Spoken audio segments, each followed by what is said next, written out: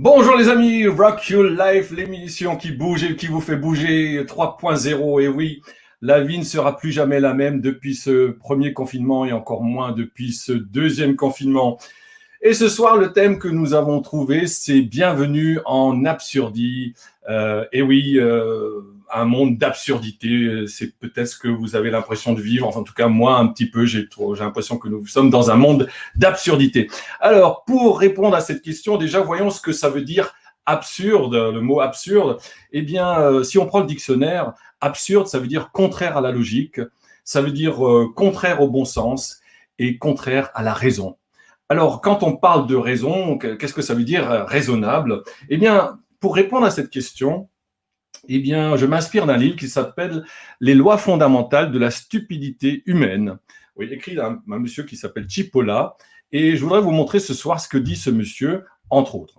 Entre autres. Ça, c'est un aspect. Alors, justement, ce que dit ce monsieur, eh bien, pour illustrer ce que dit ce monsieur, j'ai fait un petit PowerPoint. Alors, regardez, voilà, regardez le PowerPoint.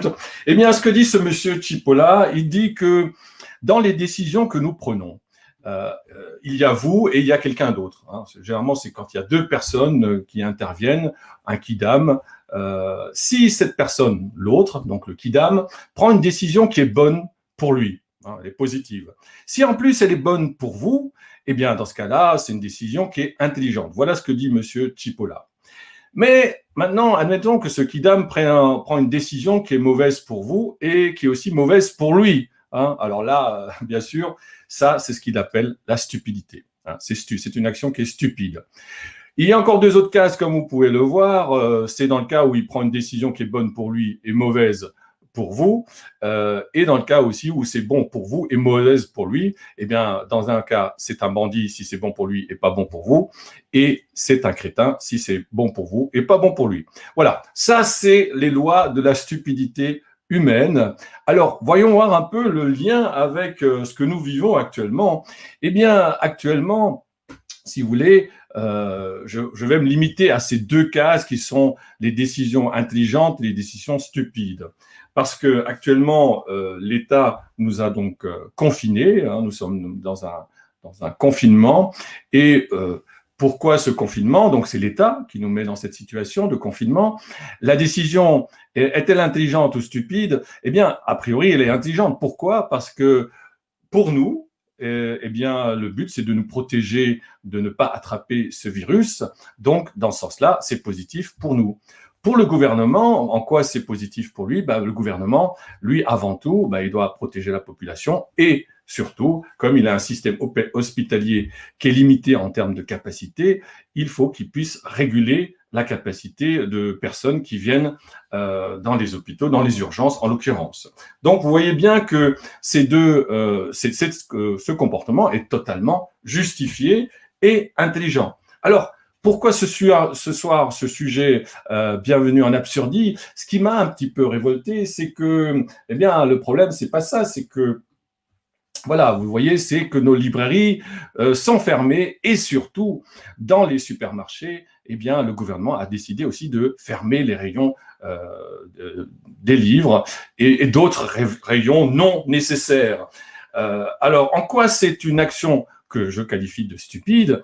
Eh bien, pour nous, le gouvernement, d'une part, il nous prive déjà de nous cultiver, de ce plaisir de lecture pour cet aspect-là. Il y a d'autres aspects on peut aborder, je resterai juste sur ce point-là ce soir. Il nous prive de ce plaisir et en plus, par souci d'équité, ce que je trouve vraiment une stupidité totale, eh bien, non seulement les libraires sont fermés, mais aussi les parties librairies dans les grandes surfaces sont fermées. Ce qui fait que ça nous oblige, enfin, même s'ils nous demandent de ne pas le faire, d'aller sur les sites Internet, sur le e-commerce et d'acheter ailleurs ces livres qui nous sont chers. Voilà, donc, et vous le savez, c'est e-commerce, beaucoup, enfin, il y en a surtout un que je ne le nommerai pas ce soir, qui va en profiter pleinement. Voilà, donc c'est en ce sens-là, c'est non seulement pas bénéfique pour nous, mais c'est pas aussi bénéfique pour l'État, puisque de toute façon, il va y perdre économiquement, il va pas pouvoir récolter de l'argent. Donc vous voyez bien que c'est effectivement une situation qui est complexe.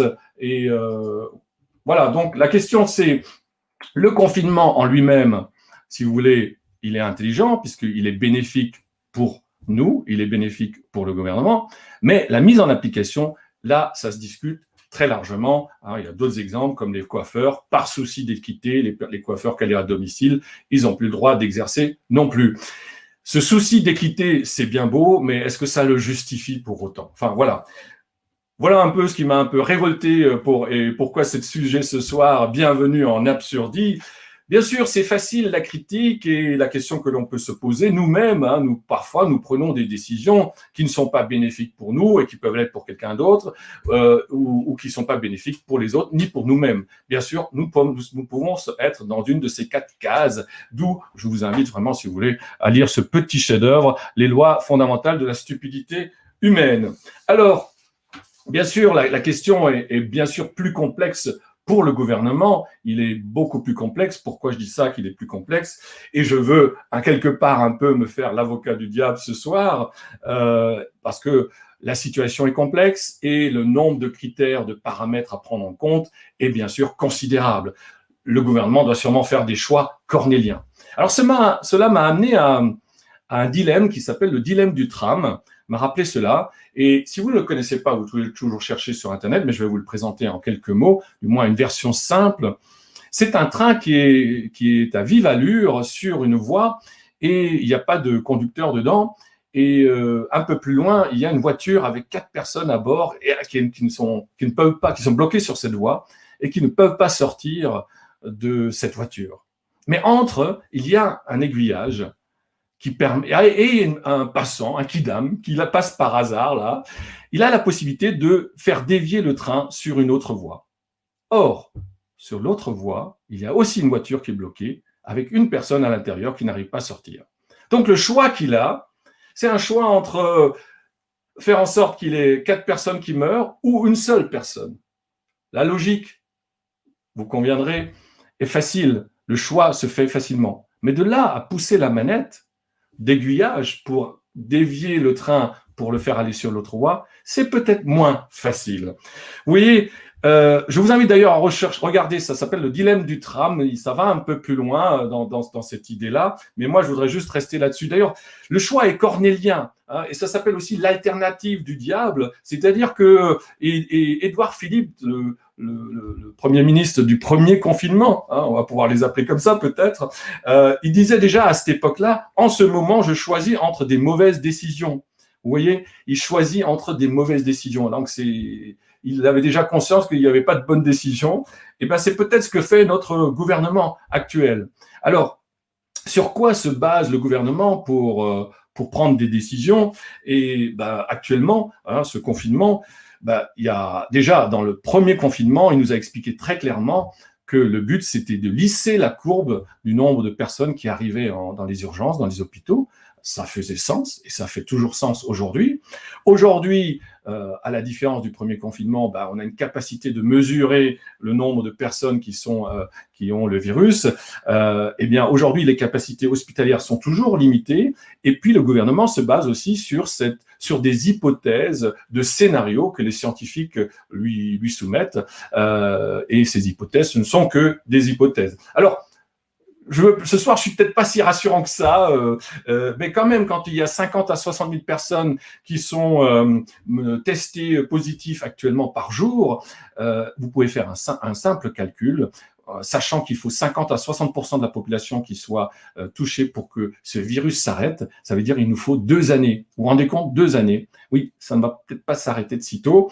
Même si on atteint l'objectif du gouvernement qui veut qu'il y ait moins de 5000 cas mesurés par jour, et dans ce cas-là, il faudrait encore 10 fois plus de temps pour que ce virus circule. Dans tous les cas, il va circuler. Bon, il y a une solution, vous le savez tous, c'est le vaccin. Mais là aussi, il ne faut pas se leurrer. Quelle que soit la découverte du vaccin, celui qui trouvera le vaccin, il ne va pas le trouver tout de suite. Et vous le savez, c'est malgré les annonces d'un certain ancien président, on espère, des États-Unis, ce vaccin ne sera pas là tout de suite. Et puis après, il faudra le mettre en place. Donc, ça prendra encore un certain temps. Je ne suis peut-être pas très positif ce soir. J'espère être un peu plus réaliste. D'ailleurs, j'ai entendu il n'y a pas longtemps Jacques Attali, qui était un conseiller de François Mitterrand, il disait au mois de septembre, Sur un autre sujet, mais c'est intéressant le parallèle, il parlait de l'état d'urgence, donc en lien avec le terrorisme. Il disait « Aucun gouvernement n'osera plus aujourd'hui revenir sur l'état d'urgence. Tout gouvernement qui sortira de l'état d'urgence donnerait le sentiment d'une faiblesse. C'est malheureusement aussi absurde que le principe de précaution. » Je vous laisse méditer là-dessus. Oui, bien sûr, c'est facile à dire tout ça. Sur la critique, elle est facile. Et c'est vrai, la question qui se pose, est-ce que ce sont des bonnes décisions actuelles ou non? Nous n'en savons rien, en fait. Il n'y a que l'avenir qui nous le dira. Et c'est pour ça que je vous ai préparé une citation d'un philosophe. De temps en temps, c'est bien de s'appuyer sur un philosophe, Kierkegaard en l'occurrence, qui dit que la vie se vit en allant de l'avant et elle se comprend en regardant en arrière. Eh bien oui, peut-être que les historiens du futur regarderont notre vie actuelle différemment que nous la regardons.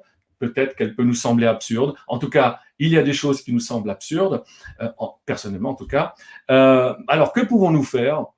Bien sûr, nous pouvons que nous résigner et appliquer les gestes de protection, de distanciation, le masque, la distanciation sociale et se laver suffisamment assez souvent les mains. Et personnellement, en ce qui me concerne, eh bien, je suis passé en début de semaine d'un site e-commerce international à un e-commerce français. Voilà pour ma décision. Alors, je n'ai pas forcément, vous le savez très bien, ce n'est juste un avis, un regard. J'essaie de le rendre un peu plus positif, le plus positif possible. Ça y est, je bégaye maintenant. Et ce qui est bien, c'est d'avoir aussi un autre regard. Et donc, bien sûr, vous le savez, j'ai toujours le regard du coach. Voyons voir quel va être son regard. C'est toujours intéressant d'avoir un regard différent. Alors, écoutons le coach.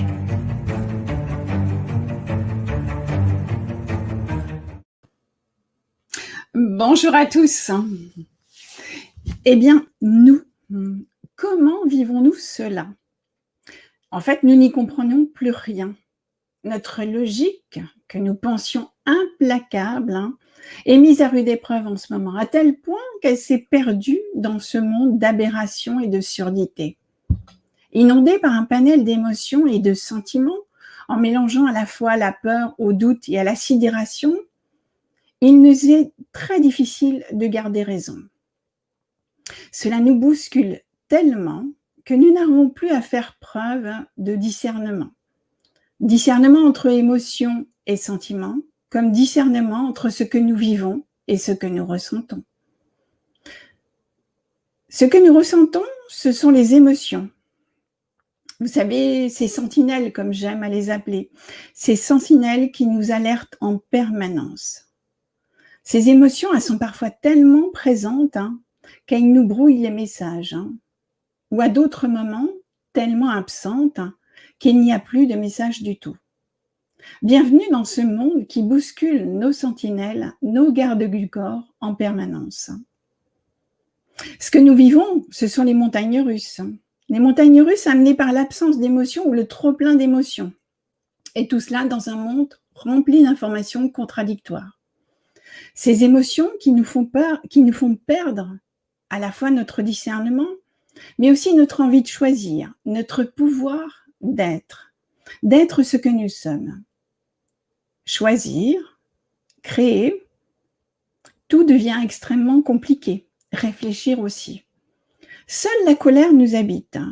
Colère contre tout et contre tout le monde, y compris contre soi-même. Eh bien, la première des choses, c'est d'écouter cette colère, de la laisser s'exprimer, bien entendu, dans une condition que ce soit acceptable socialement et qu'elle ne soit pas tournée vers les autres.